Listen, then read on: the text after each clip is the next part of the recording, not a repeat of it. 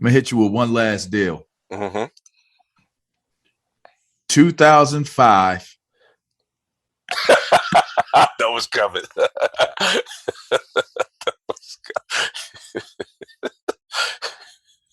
Are you taking his hat off for this one, right? 2005. Oh man. Was the first time and the only time I played, and I made it to the playoffs on it.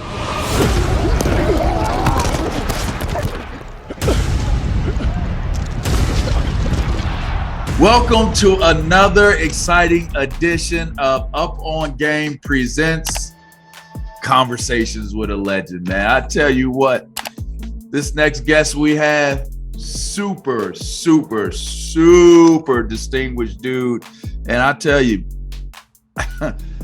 when I talk about one of the undersung heroes, underappreciated guys, thumpers, Mack Strong is the name that comes to mind. Now, a lot of people throw Big Sam Gash in there. They'll throw Zoe Neal up in there. But for that fullback's position, there's a hierarchy. Those names are in there.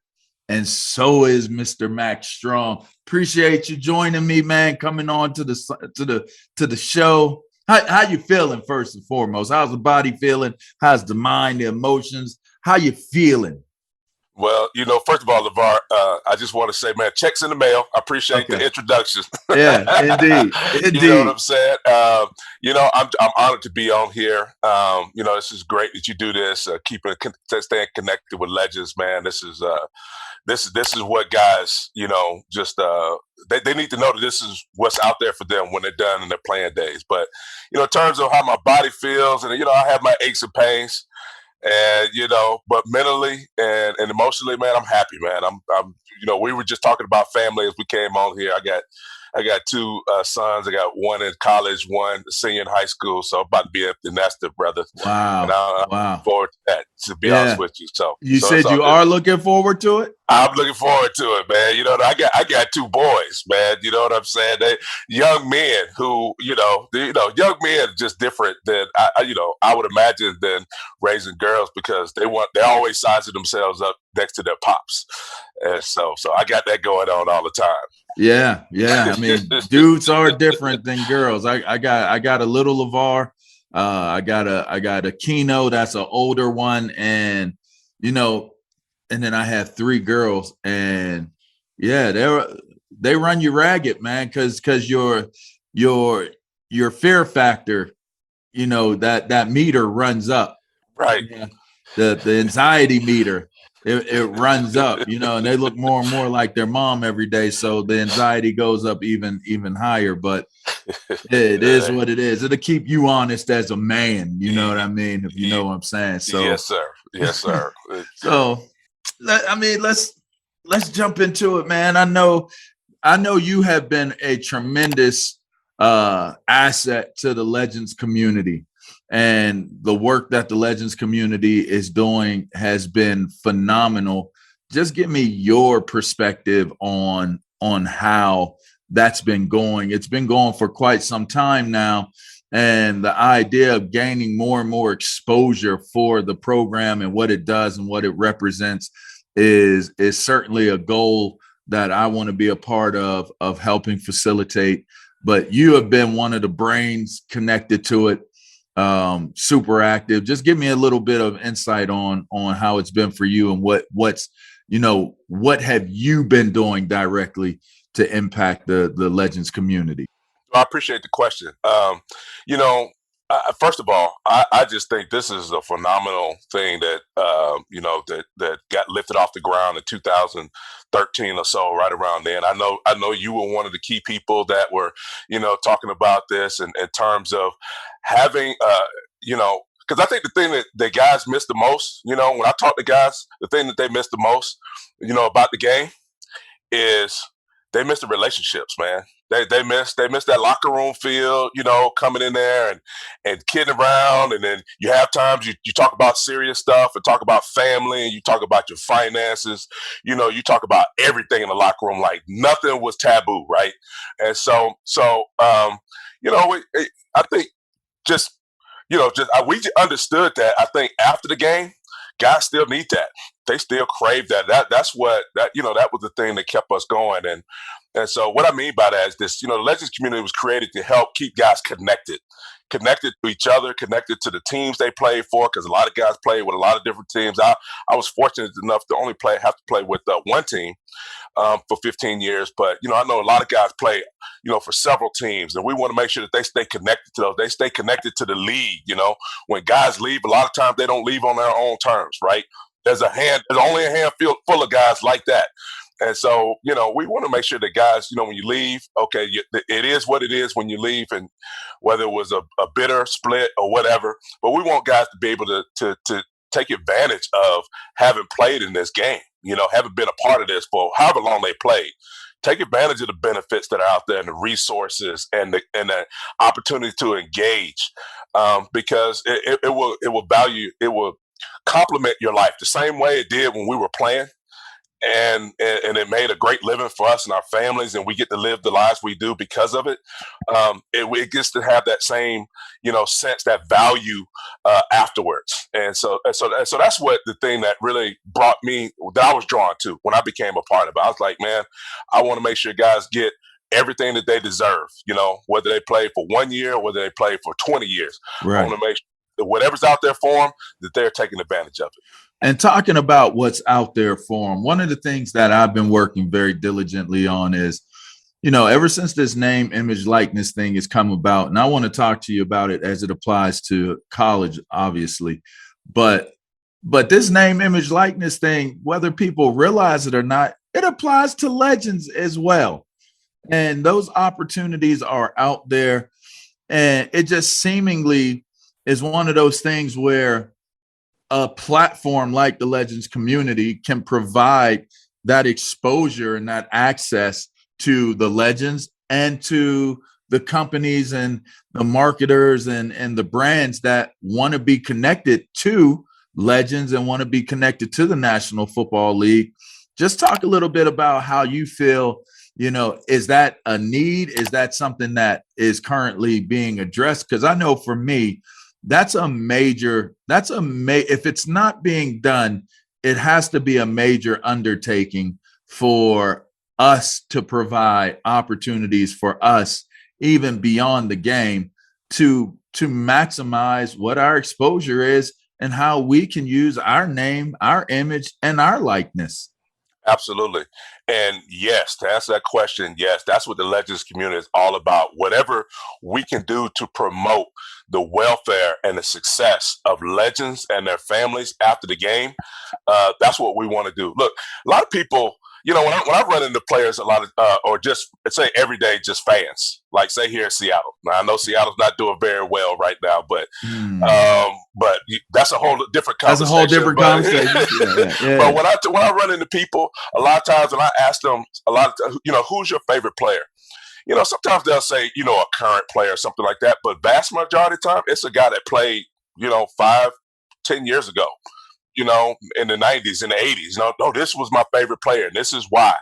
And, I think that's just amazing that people still feel like, some of their favorite players are guys that are legends, that are former players. And that they still want to connect with them. They still want to have that opportunity to be able to engage with them. And the legend community, provides that. And I think also you talked about with companies and, with corporate America, the things that we learned in this game, the values, right? They're transferable skills.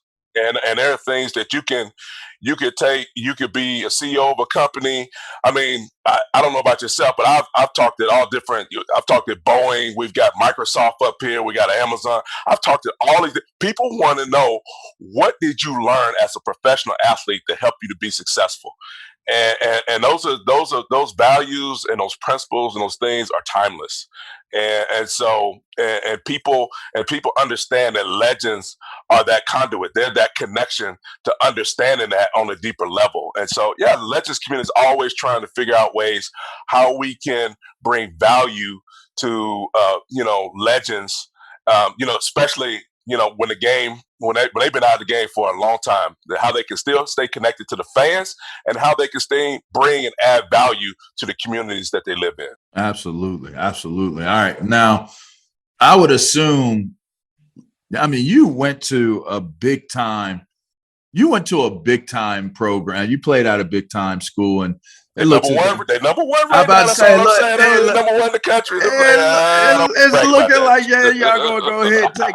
Let me tell you something. I just called the Cleveland Detroit game, and Chubb and Swift were showing out. I mean, it's been a golden era for running backs for Georgia, but this year it's just your defense that's still in the show, and them boys fly around, man. That's near dear to my heart to see the way them backers is moving around and the way they're playing.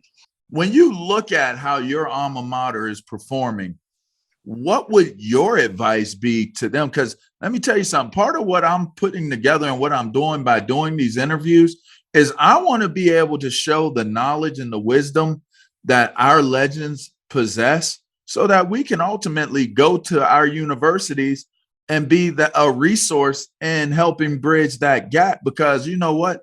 Nobody is going to bridge that gap better than the legends that have done it and that have experienced it, are respected by the guys that are there, respected by the guys that have been there, respected and admired and loved by the fans and the community. That's how you pull this whole thing together. So what would your advice be to the players? What would your advice be to the university in terms of how it applies to approaching the conversation of name, image, and likeness? Bring back these legends to talk to your players, these young men, to be mentors, to be role models, to speak into them. We've had some recent things, obviously, in the news with some young players in the league, right? Some current players that is just devastating. I mean, that ripple effect is gonna be felt for some time. And I think the value that a legend brings back to, going back to a program like a Georgia or any program in this country, really, as a mentor, really talk about the pitfalls, because I think a lot of times people just see, hey, the success, the money, the fame, all of that stuff. And they're making more money now than they've ever made before and all of that kind of stuff. And it's great and they could benefit your family, but there are pitfalls out there as well. And I think to have the understanding, these young men whose brains are not fully developed until they're 25 years old, they think, I can still go out. You're in the spotlight. You got to be careful about how you carry yourself. That your name and your image, I mean, that's all you have. That's all you have in this life. I mean, if you take away the money and all of that stuff, at the end of the day, you still have your name. But you want that to be something that people respect and that people honor. And when you bring back a legend, they're able to speak to the things that they've gone through, in their careers, the things that they experience, and help these guys to understand. Yeah, it's a great time. It's a great time of your life when you're young. It's a young man's game, and enjoy it. Make all the money you can. Be as successful as you can, but also take care of your money. Be careful about the decisions you make, because the spotlight is on you and people are watching you, and don't be afraid of that, but just understand that just comes along with the territory, and embrace that. And so, yeah, I just think, we have a tremendous opportunity here to sort of, just like high school feed into college feed into the pro, we have an opportunity to sort of give back to that next generation and be able to go back and help those guys to make sure that, maybe we can avoid guys making some of the dumb decisions that we made and that we see people are still making today. Let's expand on that. If I were to tell Mack Strong, for all the hard work you put in, and now there's name, image, and likeness, so the time frames may change for certain guys. Now, if I told you, if you went pro, once you make money, it's going to change everything. I got to say to guys now, once you get that first major NIL deal in college and you get money, I'm telling you, it's going to change everything. What would your response be to that? What has your experience? What was your experience, and what would that advice be that you would give to guys in terms of knowing that and understanding the magnitude of how money changes things? I would say just to be grounded in who you are. Money. I've heard a lot of times money changes people, and it does to a certain extent. But you want to make sure that it changes you for the better and not for the worse. And that's important. I think that's important for guys to know. Like, I think it's good for those guys at college to really start thinking about what they want to be known for. Really, the sky's the limit, especially if you're those upper echelon players, guys that don't go on to the next level. I mean, to start thinking about, what you want to be known for, how you can build the type of reputation and the type of support system around you that will be felt through you. I talk about the ripple effect to be felt through your family, like for generations. I know my kids' life is going to be different because I played in the National Football. Whether they end up doing anything in sports or anything, it's just different for them. Your kids' lives are different. And so we have that, just incredible opportunity, I think, to go back. I think the biggest thing is just mentor, just be there, be a sounding board, for guys. Sometimes, you might come up in a situation where maybe you don't have somebody to talk to. Maybe there's not a mom, around, or a dad type figure, or somebody else, a trusted other family figure, or just even a friend. I think we have this opportunity to use the Legends community to come back and sort of, like I said, be that conduit, be that person that could be a sounding board for the guys at the college level, and to help them to be able to navigate, to think about, have that ability to be able to think about what they want their life to be down the road, and then start making decisions to make sure that they ensure that they have the success that they want to have. Indeed. That's wise words. All right, let's shift a little bit. Let's transition a little bit. We got the articulate, super well spoken, intelligent side of Mack Strong. Uh-oh. but take me into the mind of the player that Mack Strong was, because to do the job that you did in the league, it takes a different mindset. You're one of us, and in essence, you're not really an offensive guy. You're really a defensive guy that's playing offense, and sometimes you see that. And one of our guys, Jason Kabinda, who moved the fullback from linebacker for the Detroit Lions, was a linebacker at Penn State. A lot of times when you're in that backfield and you have to take on that fullback's position, you were an athlete that played basketball. You were the man playing multiple sports and being such an athlete, but to bring what you brought to the table, that's a different mindset.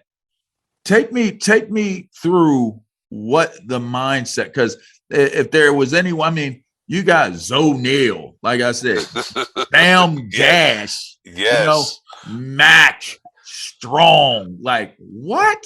Who gave y'all these? They destined y'all to play the position, right? Take me through your mindset, man. Like what was going through your mind during the days that you were playing? Well, it's interesting you say that. I was one of you guys. I used to ride on the defensive bus all the time because I felt like I did identify with the defense. A lot of times it's just coming downhill, smash mouth. It's all about the contact. And I think some of us tried to have some skills, we could run every now and then and catch the ball out of the backfield and, throw a little wrinkle in it. For me though, LaVar, to be honest with you, I played a long time, but I think I played a long time because I stayed hungry. I wasn't drafted. I still remember my draft day like it was yesterday. And, it was the first year, it was 1993, the first year they went from 12 rounds down to 7. And I don't know if I would have got drafted with 12 rounds. But anyway, at the end of the you know, at the end of the draft, you know, Mr. Irrelevant goes by, and then I'm like, man, I think my football career might be over with. And then I get a phone call, you know, from several different teams, you know, want to sign me as a rookie free agent. I didn't even know what that was. I was like, okay, I thought you just either get drafted or you don't Or you start don't. playing. Right. Yeah. Yeah. And so Seattle was one of the teams. Because I was, you know, played at Georgia, I'm from Georgia, all of that stuff. And I didn't get drafted by the Falcons. I was ticked. I was like, man, what's the farthest I can get away from here? Seattle. Okay, I think that's about as far as I can go without leaving the country. And that's how I picked going to Seattle. And I remember I just went in there, and you know, there was a room of about 12 guys, and they said we're gonna keep 5, maybe 6 guys. Wow. And I was like, wow, man. And they had 6 guys that were on the team the previous already, year. right? Already, and I was like, man, this. So you really got no to 1, like 0 to 1 you know is the truth. Yeah, exactly. I was like, okay, I guess I'm out. You know, the rest of us are out. And I just made the decision. I was like, you know, I just don't want to have any regrets. And you know, and I just used the word. I just used the word hungry, man. I did everything I could. I digested the playbook, you know, in a week, and I just tried to make myself as valuable as possible. I mean, I knew everything what everybody was supposed to do. I played fullback, tailback. They put me in the slot. They put me in H-back. They put me anywhere.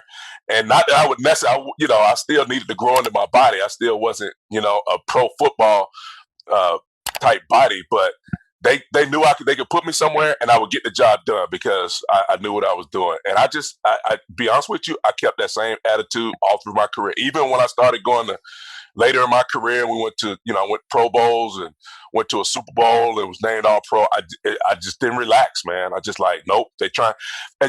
My 15 years there in Seattle, 3 different times they drafted a fullback. I'm like, who drafts fullbacks? And 3 different times during my career they did. And so that just kept me hungry. And it made me, you know, feel like I'm going to do whatever it takes. This is my dream. And, you know, it's ball is in my court, and whatever I can do to control this, I'm going to do it. And so, and that's how I played. That's how I lived my career. And that's how I try to live my life today. So. Were there any what were the motivating factors when you were growing up to have that type of understanding of your approach? I mean, that's a humble approach, not just hungry. There's humility, a lot of humility in the words that you're saying. Were there any experiences when you were growing up? Was there any influences, a person in particular, a moment that happened to you that gave you the realization that I can make it to Georgia? I can play well enough at Georgia to get a chance. And if I get a chance in the pros, I'm going to take advantage of that opportunity. Are there any influences, moments that really played a part in that? Well, I'll say that, yeah.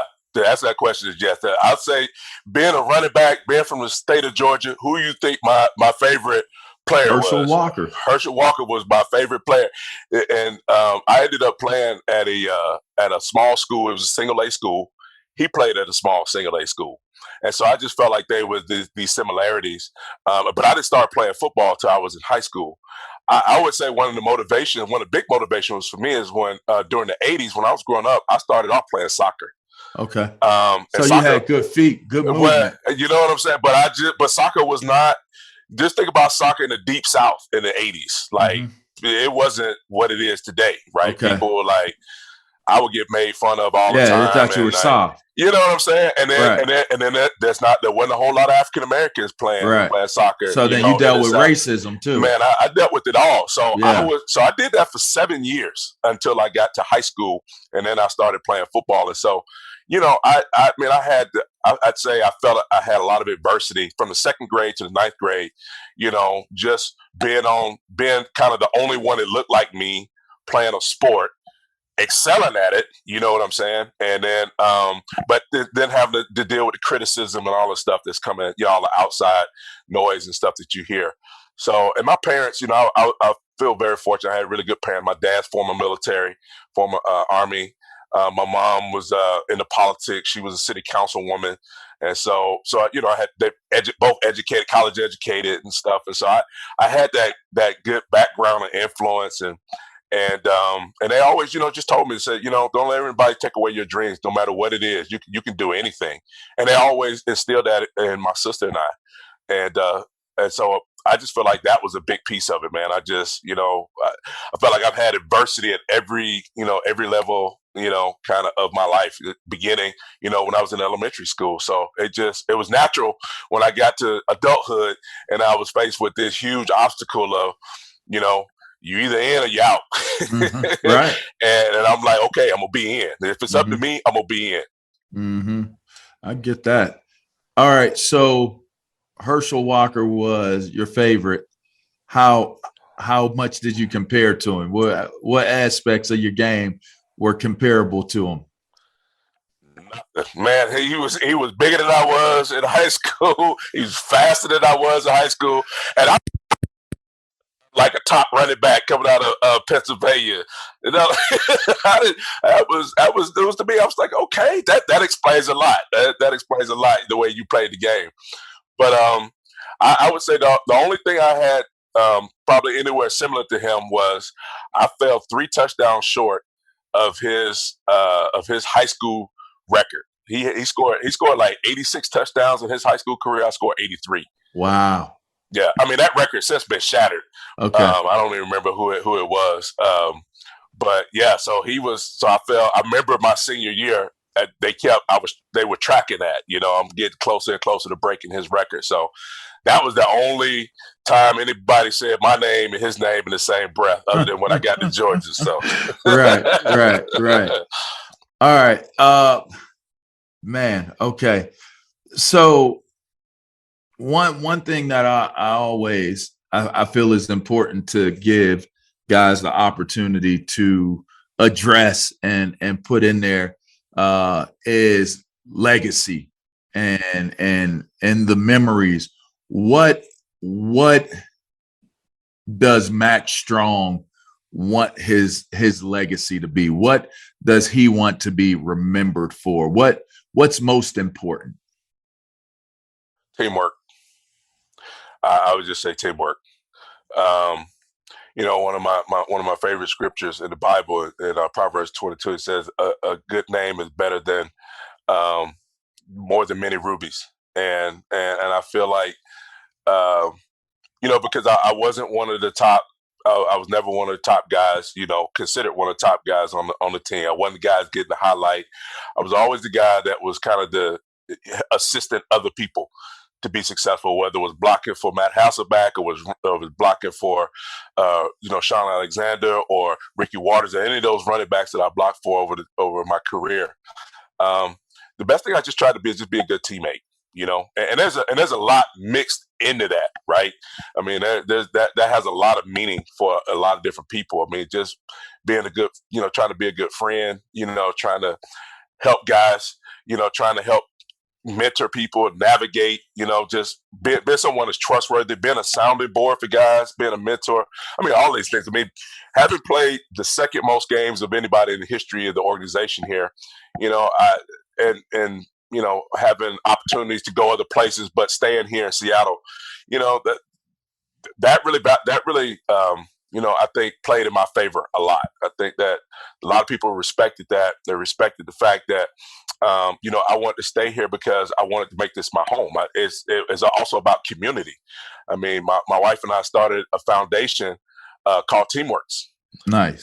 Because it was something that was near and dear to my wife is half Native American. Oh, and this is Native American month, by the way. Okay. There's not a lot of people know that, but yeah. So we started a foundation where it was all about teamwork. It's all about helping people in the community, whether they were underserved, youth from reservations or from inner city, or even people from, kids from other parts of, upper, middle class and affluent levels. I mean, we all need somebody in our life to be successful, right? Yes, nobody's ever gotten to where they've been. Michael Jordan, the greatest athlete of all time, could have never won all those championships without Scottie Pippen and some of those other guys, right? So we all need somebody. We all need a team. I think we can accomplish more together than we can by ourselves. So that's what I feel like my name, my legacy really represents here in the city of Seattle. I love that. All right. I'm gonna hit you with one last deal. Mm-hmm. 2005. That was coming.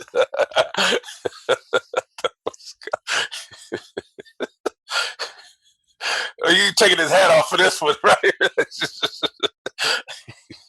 2005. Oh man. Was the first time and the only time I played, and I made it to the playoffs on a team that made it to the playoffs twice. Oh man. But this was the first time that a team that I was on made it to the playoffs. Second round, we beat Tampa Bay in Tampa Bay. We traveled, the Washington team travels to Seattle. And all I could think about was, I am going to assassinate. I am going to end it for Sean Alexander. And we're going to win this game. I am going to destroy my litter mate. And we're going to win this game. We get into the game. And I held my end of the bargain up. I knocked your baby smack out. He was glossy. He was glossy for 2 days after that game, man. I knocked him smack out. And here comes your ass. What? Oh man. What was it? Like, that was, I mean, just take me through it, because you were the difference in the game. Man, you know that I appreciate you saying that, but it was the truth. It's the truth. I had the one long run. Yes, that counted a big long one. A big one. And it was actually the longest run in Seahawks playoff history into Beastquake in 2010. I wasn't on the field, by the way. They was playing stupid. They was doing them dumb games. I was not on the field when you made that run. They were bringing all those blitzes, man. We were like, man, we can't block all these people, man. Let's just run Mack off tackle and say, let's run Mack off tackle and see what happens. And so, you know, it was a scary time. But you know what? We've been through so much adversity that year. We had lost our top safety. He had gotten after a game Ken Hamlin. Hamlin. And it was after that game, the famous game with the Dallas Cowboys, right? Mm-hmm. It was the New York Giants, where they jumped off sides a bunch of times, right? And so we somehow win that game. And, you know, that night he goes out and, man, he gets in a fight and he's lucky to be alive. They stuck him up. Man, they did. He's lucky to be alive. We lost him. We lost our starting, tight end. He had some kind of infection. We started off the season 2-2. Remember, we played you guys. You guys beat us in there. We started off 2-2, and everybody around here was like, same on Seahawks. You know, they overpromise and underdeliver. And so, you know, we just decided, man, our backs up against the wall. We just gonna do what we do. And then we obviously run off 11 straight games, and number one seed. And so that had built our confidence over that course of the year. Like, we've been through a lot of adversity, but when you get the newly crowned NFL, 2005 MVP knocked out of the game, everybody early. No. And but we rallied on the sideline. We're like, okay, guys, this is just another example of how we're going to rally, how we need to rally and overcome this adversity. And we were like, we don't know how we're going to do it. We're going to do it by committee, because he had a heck of a year that year. Myself and Mo Morris and the rest of the running backs, man, we just did the best we could. No, it was you. It wasn't any of them names. It was you. It was you. It wasn't none of them names. I appreciate you giving them credit, but it was you that was the catalyst and the difference in that game. Look, I was the oldest guy on the team. I had been through, I don't know how many disappointing seasons. And like I said, if it's up to me, I'm You gonna do weren't my ready. part. I'm You gonna do weren't my ready part, for it man. to be over, huh? Oh, bro, I'm just telling you, that was the first year I went to the Pro Bowl. I was first team All Pro. So I say that just to say that people were giving me credit. They honored me for, I feel like, a whole career full of, just work. But I just, just along with the rest of my teammates, man, I just like, man, this can't be it. This can't be it. We've been through too much this year, and this is another opportunity to show what we're made of and overcome. All right. Well, thanks for breaking my heart all these years later. He put his hat back on, man. Bad, man. Now that I've relived that moment, and that was the last time I would ever play for that team as well. That was it. And man, but it was, it was just one of those things that it was like, man, I just knew we had y'all. I said, if I get him, I know we got it. Right. And I lined him up and I got him. Yeah, you did. Not just the linebackers. You had Sean Springs on there, who knew, obviously he had a feather in his hat.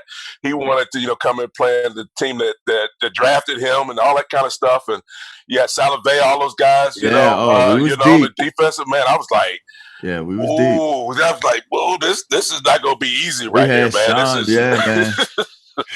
Well, anyway, somehow I hate to end on a super high note for you and a super low note for me, but this has been a great pleasure, man. Like I said, I'm doing this series to create the content and the catalog to be able to put it together and take it to Georgia and take it to, the areas in and around Georgia and give that voice to a Mack Strong and create that next level of giving back, but not only giving back, but monetizing it, because these experiences, this wisdom that is being imparted is not for free. Right. There's a price that comes with it, not only from the monetary sense of it, there's a price to be paid in terms of what you have to sacrifice in order to be able to tell these stories at some point in time in your life. It's an amazing thing to be able to respect one another in these moments and laugh about it and joke about it. But in reality, we were at war in that game. Yeah, and we've been in wars.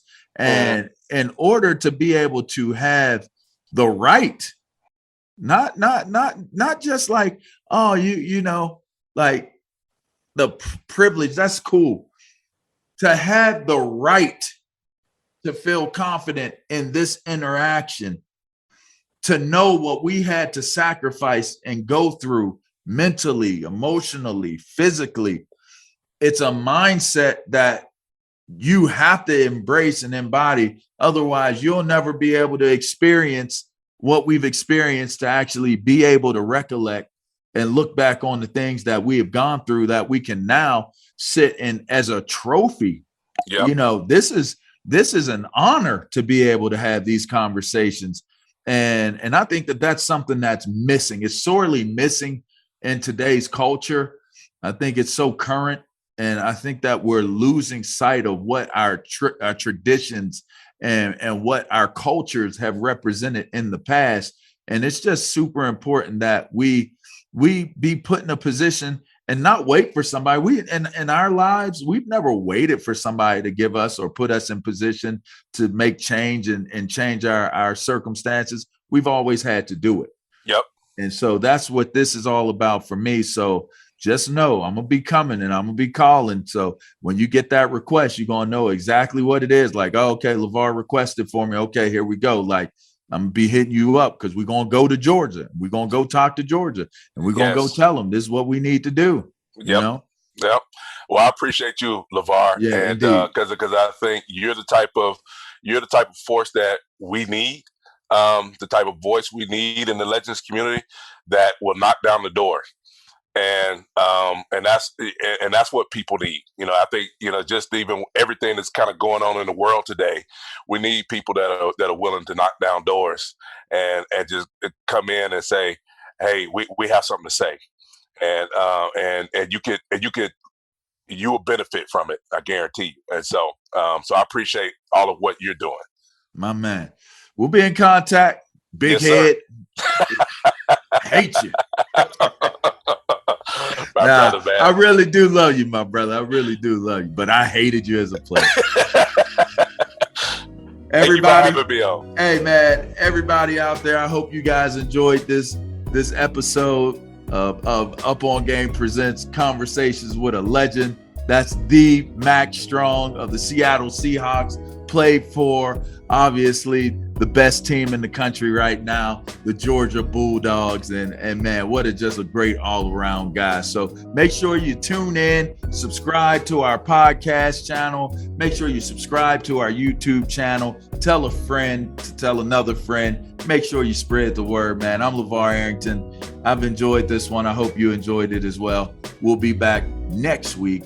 I think we got a nice running back that would have did really well behind or beside a Mack Strong. I think we might be coming up with a Ward Dunn next week. So we'll get with him next week. But until then, y'all enjoy yourselves. God bless. Take care.